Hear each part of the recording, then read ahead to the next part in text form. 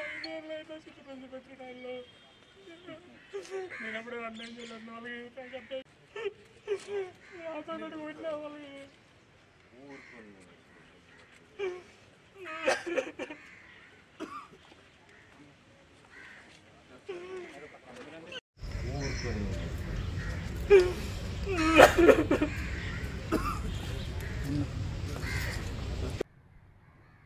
ఆత్మకూరు మండలం తోపుదుర్తి గ్రామానికి చెందిన మహేశ్వర్ రెడ్డి అబ్బాయి చిన్న వయసు ఉన్న చాలా చలాకీగా పిల్లలతో కలిసి బాగా మంచి చదువరి పిల్లలతో అందరితో కలిసి బాగా యాక్టివ్గా ఉన్న పిల్లోడు.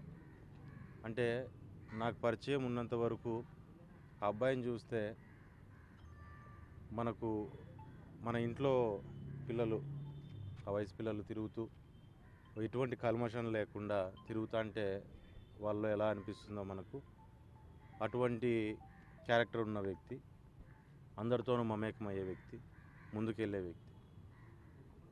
2019 తర్వాత మామూలుగా ఫ్రెండ్ సర్కిల్లో అందరూ కలిసి వచ్చినప్పుడు రోజు రావడము, మాకు కూడా పరిచయం అవడం, జనరల్గా ఫ్రెండ్ సర్కిల్లో పరిచయం అయినాడు, మామూలు కలిసిపోయాడనే ఒకే ఒక నెపంతో ఆ పిల్లోడిని చాలా ఇబ్బందులకి ఆ రోజున్న ప్రభుత్వం వైఎస్ఆర్ ప్రభుత్వంలో లోకల్గా ఉన్న ఎమ్మెల్యే కావచ్చు, వాళ్ళ అన్నదమ్ములు కావచ్చు, విపరీతంగా ఇబ్బంది పెట్టడము, కేసులు పెట్టించడము, కొట్టించడము, వాళ్ళ రెవెన్యూ రికార్డ్స్లోంచి భూములు తీసేయడము, ఈ రకంగా ఎన్నో ఇబ్బందులు పెట్టుకుంటూ పోయిన పరిస్థితులు కూడా చూసాము. కానీ అప్పుడున్న పోలీసు వరకు ఆ అబ్బాయికి నచ్చ చెప్పుకొని మనం ఈ రకంగా కాకోకుండా మనం ఏదైనా టైం మంచిది కాదు, ఈ రకంగానే ముందుకు పోండి, ఏం అవసరం లేదు అని చెప్పి, ఏమో వచ్చే పని లేదు, రాజకీయాలతో పని లేదు, ఏదైనా నీ భవిష్యత్తు బాగుంటే నువ్వు ఎక్కడున్నా సరే మేము కూడా హ్యాపీగా ఉంటామని చెప్పి ఆ పిల్లోడికి అబ్బాయికి చెప్పడం, ఆ అబ్బాయి కూడా దాన్ని అర్థం చేసుకొని ఉండడము, ఈ రకంగా ఏదైనా సరే చెప్తే వినే వ్యక్తి, ఆలోచన చేయగలిగిన వ్యక్తి, అంతో ఇంతో వాస్తవంగా చెప్పాలంటే ధైర్యంగా ఉండగలిగిన వ్యక్తి. ఈరోజు ఫోటోల్లో పొద్దున్నుంచి చూస్తా అంటే వాస్తవంగా ఎట్లుందంటే మా కళ్ళ ముందరే ఆ పిల్లని చూస్తానట్టుంది. ఈరోజు కూడా అక్కడ శవమై పడున్నాడంటే ఆ సంఘటన చాలా బాధించే పరిస్థితి. అండ్ దాన్ని ఒక సూసైడ్ లాగా చిత్రీకరించే ప్రయత్నం చేశారేమో అనేది కూడా ఒక అనుమానం అనేది మాలో కూడా ఉంది. ఎందుకంటే అంత ధైర్యంగా చలాకీగా ఉండే వ్యక్తి వెళ్ళి ఏదో సంఘటనలన్నిటికీ సూసైడ్ చేసుకుంటాడు అనేది కూడా చాలా అవాస్తవంగానే అనిపిస్తుంది. ఎందుకంటే ఆ రోజు పోలీసులతో కొట్టించిన, కేసులు పెట్టినా, కేవలం శ్రీరామ్ ఏదో నీ ద్వారా మమ్మల్ని ఏదో చేయాలనుకున్నాడని చెప్పి ఒక మాట చెప్పి నేను వదిలేస్తామంటే కూడా 2-3 రోజులు దెబ్బలు తిన్నా కానీ ఎప్పుడే కానీ ఆ రకంగానే అది తప్పు, ఆ రకంగా మాట్లాడకూడదు, ఏదైనా కరెక్ట్ ఉంటేనే నేను కరెక్ట్ మాట్లాడతానని చెప్పి ఆ రోజు అన్ని రకాలుగా ప్రెషర్లు తట్టుకున్నాడు. ఈరోజు ఏదో చిన్న విషయాలకి ఏదో సూసైడ్ చేసుకున్నాడు అనడం కూడా చాలా ఇదిగా ఉంది.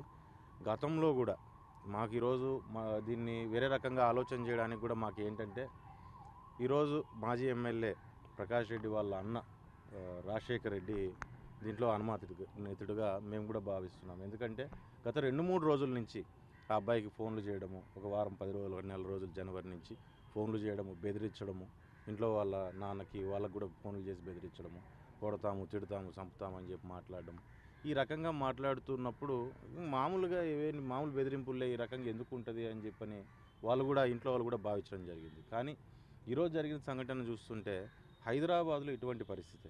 హైదరాబాద్లో ఒక రియల్టర్ని తీసుకెళ్ళి యాక్సిడెంట్ రూపంలో చూపించి అక్కడ అతన్ని చంపిన పరిస్థితి, ఆ కేసులో ఇంకా ముద్దాయిగా ఉన్నాడు. అంటే ఇది ఒక అనుమానానికి దారితీసే పరిస్థితి కూడా ఈరోజు కనపడుతుంది, ఈరోజు జరిగిన సంఘటన అంతా చూస్తుంటే.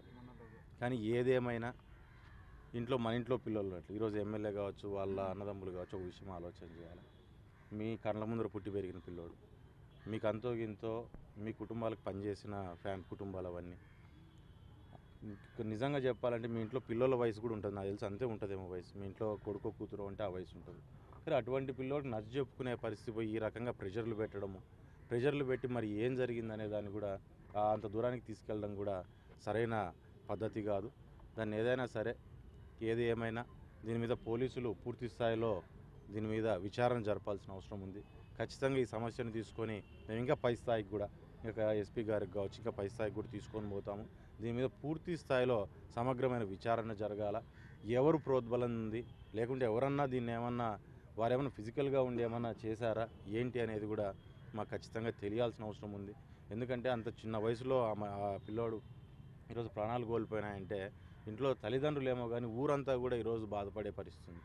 ఊరంతా కూడా కళ్ళ ముందు నిన్న మొన్న తిరుగుతాను పిల్లోడు ఈరోజు లేడు అంటే చాలా బాధాకరమైన పరిస్థితి. దాంట్లోనూ ఏదో యాక్సిడెంటో ఇంకోటో జరిగిందంటే ఇంకో రకంగానే ఈ రకంగా జరగడము, ఆ రకంగా బాడీ అక్కడ పడుండడం ట్రాక్ పక్కన చూస్తుంటే కూడా ఈరోజు గ్రామస్తులు కావచ్చు, మండలంలో నాయకులు కావచ్చు, మొత్తం నియోజకవర్గమే ఈరోజు ఒక బాధలో మునిగి తేలే పరిస్థితి ఆ ఫోటోలు చూసినప్పటి నుంచి పొద్దున్న నుంచి.